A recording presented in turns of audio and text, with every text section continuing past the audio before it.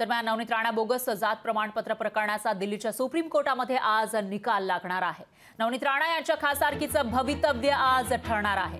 अमरावती लोकसभा मतदारसंघातून खासदार नवनीत राणा यांच्या बोगस जात प्रमाणपत्र प्रकरणाचा आज निकाल आहे। तर अमरावतीमध्ये लोकसभेचा अर्ज भरण्याचा आज शेवटचा दिवस आहे आणि आजच त्यांच्या बोगस जात प्रमाणपत्र प्रकरणामध्ये निर्णय सुद्धा येणार आहे। त्यामुळे निर्णय नेमका काय असेल याविषयी उत्सुकता निर्माण झालेली आहे, कारण निर्णय जर त्यांच्या पक्षामध्ये आला नवनीत राणांच्या तर त्यांना अर्ज भरण्याचा मार्ग मोकळा होईल आणि आजच त्या अर्ज भरतील। पण त्यांच्या विरोधामध्ये जर निर्णय आला तर मात्र भाजपचा प्लॅन बी काय आहे असा सवाल या ठिकाणी उपस्थित होतोय।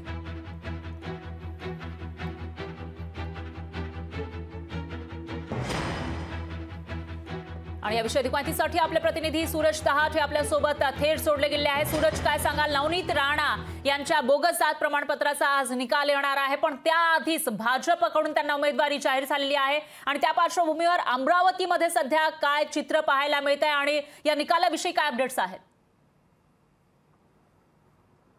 नक्कीच परा, आपण जर पाहिलं तर दिल्लीच्या सुप्रीम कोर्टामध्ये जे आहे साधारणतः 11 वाजता जे आहे सुप्रीम कोर्टात तीन बेंच जे आहे ते त्या ठिकाणी नवनीत राणाच्या जात पडताळणीच्या बाबत त्या ठिकाणी निकाल देणार आहे। 8 जून 2021 रोजी नवनीत राणाचं जे आहे ते मुंबई हायकोर्टानं अनुसूचित जातीचं जात वैधता प्रमाणपत्र रद्द केलं होतं आणि त्याच विरोधामध्ये आहे दिल्लीच्या हायकोर्टामध्ये जे आहे नवनीत राणांनी मुंबई हायकोर्टाच्या निकालाला आव्हान दिलं होतं आणि 22 जून 2021 रोजी जे आहे ते नवनीत राणांना या ठिकाणी स्थगिती मिळाली होती आणि त्याच अनुषंगाने जर पाहायला गेलं तर गेल्या 3 ते 3.5 वर्षापासून जे आहे ते सुप्रीम कोर्टामध्ये नवनीत राणांचं जात वैधता प्रकरण सुरू होतं। मात्र जर पाहायला गेलं तर मागच्या फेब्रुवारी महिन्यामध्ये सलग एका महिन्यामध्ये 4 सुनावण्या झाल्या आणि 14 दिवसानंतर निकाल लागणार असं सुप्रीम कोर्टानं सांगितलेलं होतं।